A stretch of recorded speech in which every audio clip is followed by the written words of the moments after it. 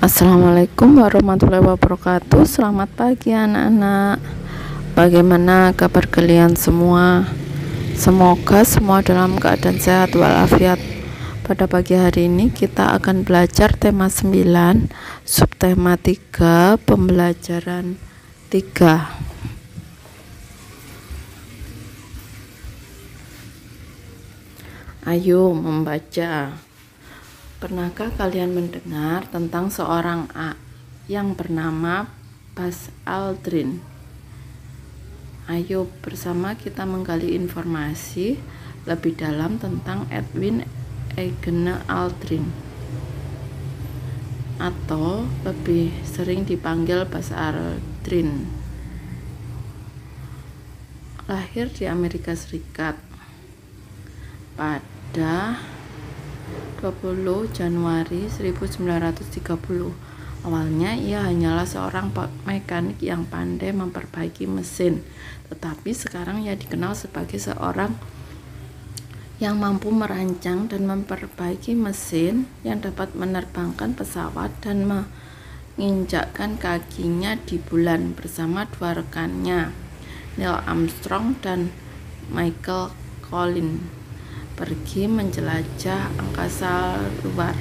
Pada tanggal 20 Juli 1969, Buzz dan Neil menginjakkan kakinya di bulan, sementara rekan lainnya, Michael, tetap berada di orbit. Sebelum ia menjadi astronot, Buzz juga merupakan seorang tentara angkatan udara Amerika Serikat. Buzz mendapatkan gelar doktor dari Institut Teknologi Massachusetts. Ia pun terpilih NASA dan menjadi astronot di kelompok terbang yang ketiga. Berdasarkan bacaan di atas, diskusikan beberapa hal berikut bersama dengan teman sekelompokmu. Bagaimana cara para astronot menuju ke bulan dari bumi? Sikap dan nilai seperti apa yang dimiliki Buzz sehingga ia menjadi salah satu orang yang mendarat di bulan? Apakah masih ada pertanyaanmu yang berkaitan dengan bacaan di atas? Tuliskan di sini. Kalian bisa mengerjakan kegiatan tersebut pada buku bahasa Indonesia kalian. Kegiatan selanjutnya, tahukah kamu bahwa pendaratan manusia pertama di bulan menyadarkan manusia bahwa kemajuan teknologi sudah sedemikian pesatnya. Manusia mampu menciptakan kendaraan untuk membawa manusia hingga ke tempat yang tak terbayangkan sebelumnya. Kendaraan merupakan alat yang digunakan untuk memindahkan manusia atau barang dari suatu tempat ke tempat lainnya. Kegiatan memindahkan barang atau manusia dari satu tempat ke tempat lainnya disebut dengan transportasi. Hingga saat ini, kemajuan teknologi transportasi sebagai bagian modernisasi terus berkembang seiring kebutuhan manusia untuk bermobilisasi. Apa sajakah dampak kemajuan teknologi transportasi ini bagi kehidupan bermasyarakat? Ayo membaca. Modernisasi teknologi transportasi. Transportasi masa kini telah menunjukkan kemajuan yang pesat, baik transportasi darat, air, dan udara. Sarana dan prasarana transportasi semakin lengkap dan baik. Sarana transportasi berupa alat angkutan seperti sepeda motor, mobil, kereta api, kapal, pesawat terbang. Prasarana transportasi adalah penunjang kelancaran pengangkutan antara lain jalan, jembatan, terminal, stasiun, lapangan terbang, dan pelabuhan. Transportasi atau angkutan pada masa lalu awalnya menggunakan tenaga manusia. Contohnya dengan cara dipikul, digendong, atau didorong. Lalu berkembang menjadi tenaga hewan seperti kuda, keledai, dan gajah. Alat transportasinya sederhana, baik transportasi darat maupun transportasi air. Alat transportasi darat semula menggunakan tenaga manusia seperti sepeda, becak, dan gerobak dorong. Kemudian berkembang menggunakan tenaga hewan seperti pedati ditarik sapi, delman ditarik kuda, dan sebagainya. Transportasi laut menggunakan tenaga alam atau angin, yaitu perahu layar. Transportasi laut menggunakan tenaga manusia, misalnya rakit dan perahu dayung. Alat transportasi darat. Alat transportasi tradisional umumnya tidak bermesin, contohnya antara lain sepeda, becak, cikar, dan gerobak. Sepeda, becak, dan cikar dapat digunakan sebagai alat angkutan barang dan penumpang, sedangkan gerobak digunakan untuk alat angkutan barang. Alat angkutan darat tradisional pada umumnya hanya melayani pengangkutan jarak dekat. Alat angkutan darat modern pada umumnya menggunakan mesin dengan kekuatan dan kemampuan berbeda-beda. Alat transportasi modern terdiri atas kendaraan penumpang dan kendaraan angkutan barang. Kendaraan penumpang seperti sepeda motor, bemo, mobil, bus, dan kereta api. Sedangkan kendaraan angkutan barang antara lain truk tangki, kereta api barang, dan mobil box. Alat angkutan darat modern dapat melayani pengangkutan jarak dekat maupun jarak jauh seperti antar kota, antar provinsi. Perusahaan negara yang melayani angkutan darat yaitu PT Damri, Jawatan Angkutan Motor Republik Indonesia, dan PT KAI, Kereta Api Indonesia Persero. Selanjutnya, ayo berlatih bersama dengan teman sekelompokmu. Lakukan beberapa kegiatan berikut ini. Dengan menggunakan berbagai sumber informasi, lakukan perbandingan antara transportasi darat dulu dan sekarang. Gunakan tabel berikut untuk mencatatnya. Kalian buat tabel seperti ini. Di sini ada kolom tenaga penggerak, transportasi darat sebelum modernisasi, dan transportasi darat setelah modernisasi.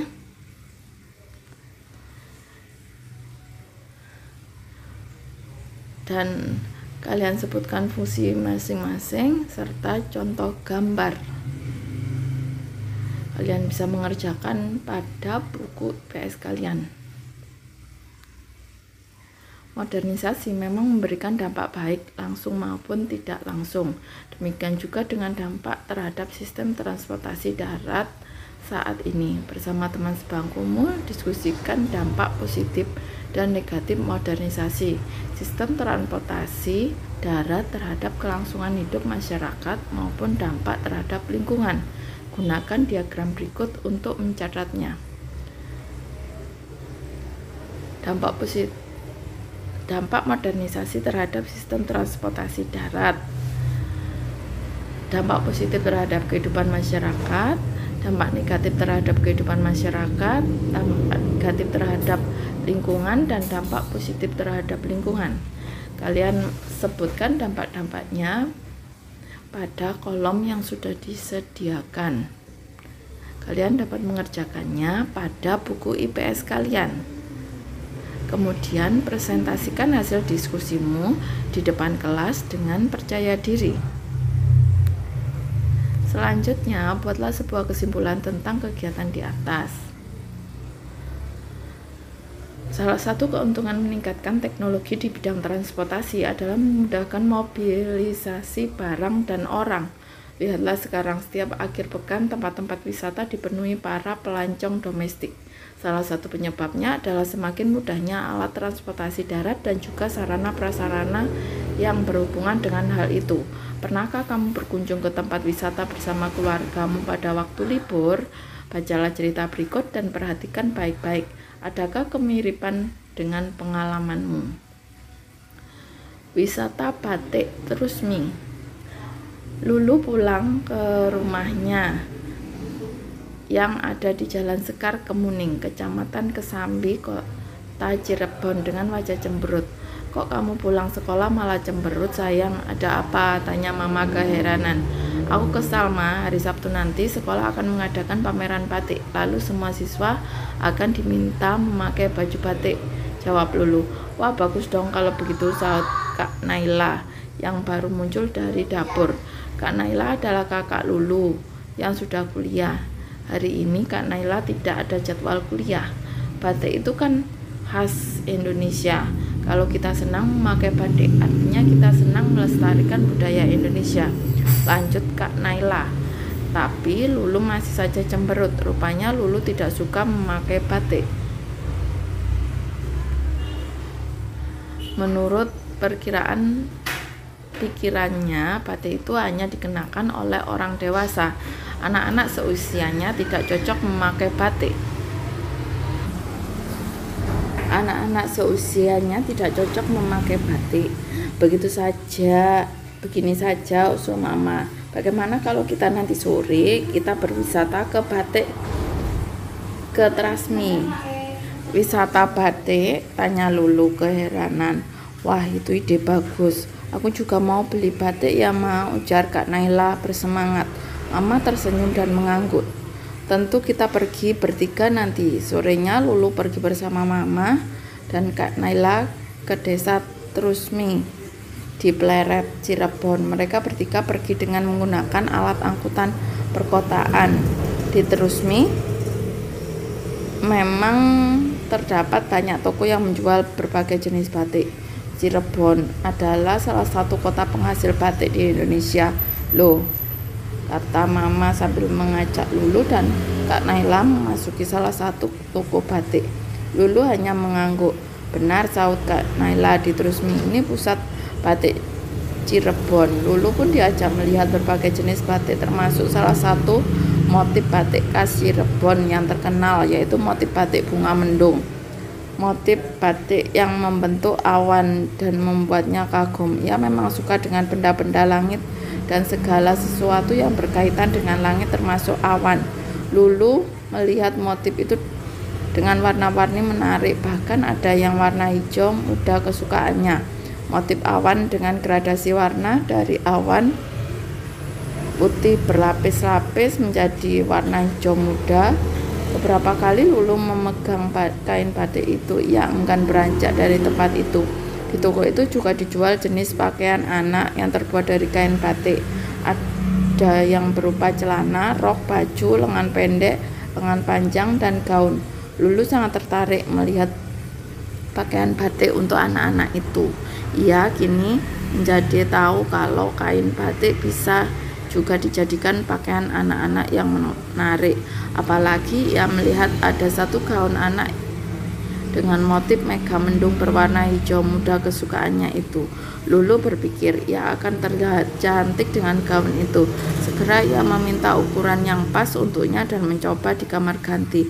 Benar, Lulu senang sekali melihat bayangannya di cermin mengenakan gaun batik motif mega mendung berwarna hijau muda itu. Segera ia meminta mamanya untuk membelikannya untuknya. Pilihan yang cantik, Lu. Kamu memang terlihat cantik dan anggun dengan gaun batik itu, kata Kak Naila setelah ia mengetahui pilihan Lulu. Lulu tersipu. Aku boleh dibelikan yang ini kan, Ma? Tanya Lulu kepada mamanya. Tentu saja boleh. Tapi kamu bilang kamu tidak suka dengan pakaian batik. Kamu bilang pakaian batik hanya dikenakan orang dewasa seperti Mama dan Kak Naila, goda Mama. Sekarang tidak lagi, kilah Lulu sambil tertawa. Aku suka motif batik di sini, Ma, apalagi yang berwarna cerah. Motif mega mendung ini akan selalu mengingatkan aku tentang langit dan segala yang ada di sana. Aku pasti bangga mengenakannya, kata Lulu. Wah, adikku bangga betul dengan batik pilihannya, goda Kak Naila. Iya dong, Kak, kata Lulu tidak mau kalah.